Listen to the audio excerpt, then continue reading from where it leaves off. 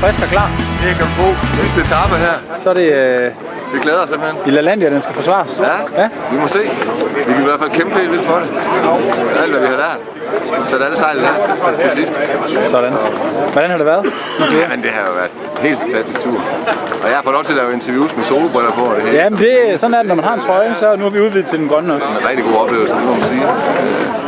Sjovt at møde en masse gode mennesker og sådan noget, så det hele vejen igennem er super. Hvordan er det gået? Med løbet? Ja. Jeg synes, det er gået rigtig godt. Altså, det er jo, som det plejer at være. Lidt uro i feltet på den første halvdel af første etape, og derefter så falder alting til ro. Der bliver plads til mere afslappet kørsel og til mere snak.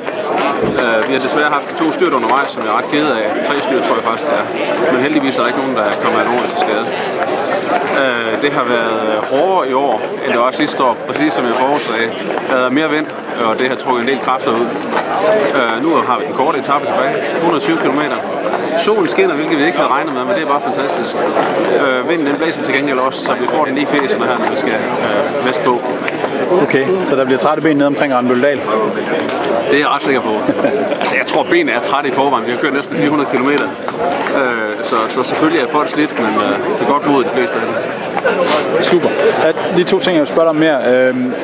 Nu kommer vi lige ned fra Scandic, hvor der var en flot SC-tur, kage og så videre. Vil du ikke lige prøve at putte ord på, hvordan det er at have en partner som dem, og også de andre, der er med rundt om turen? Jamen, jeg synes, det er fantastisk at opleve, hvordan de ikke bare nøjes med at donere nogle penge til det gode formål, og rent faktisk også gør sig umage med de forskellige bidrag, de har til arrangementet.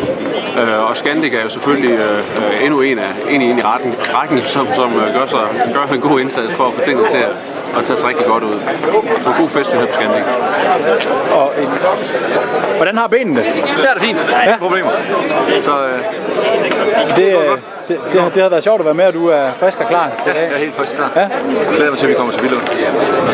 Og hvordan har du oplevet det indtil videre? Rigtig sjovt. Vi havde en hyggelig aften i går, så det sociale i det her er helt fantastisk. Så vi er et hold samlet her, der kører fra Stofa. Ja. Så det har været en fornøjelse at være med. Hvor mange er I? Vi er 8 i alt. Der var et par stykker, der udgik i går. Okay. Så, men 8 i alt. Og har vel os til samlet.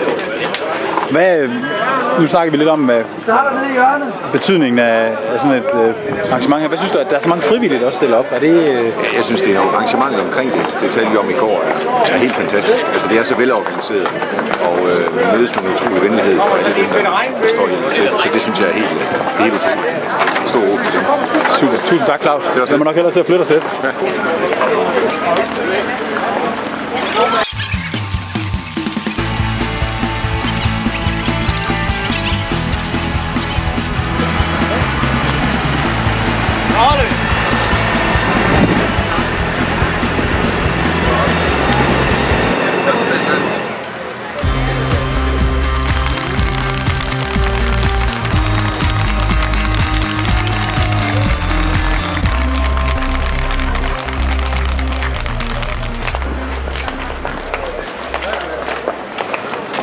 Hvordan er det gået derude i dag? 3. etape. Dejligt vejr. Det er gået godt. Jeg har siddet godt op foran. Siddet lidt i læge, og jeg har også siddet og taget lidt vind. Og det går fint. Så du glæder dig til at trille ind i Billund som måske samlet vinder igen? Jeg glæder mig til at trille ind i Billund. Om jeg er samlet vinder af en gul trøje, det er jeg fuldstændig ligeglad med. Bare der bliver samlet nogen. Bare der bliver samlet nogle skillinger ind, det er det, det drejer sig om jo. Så sådan er det.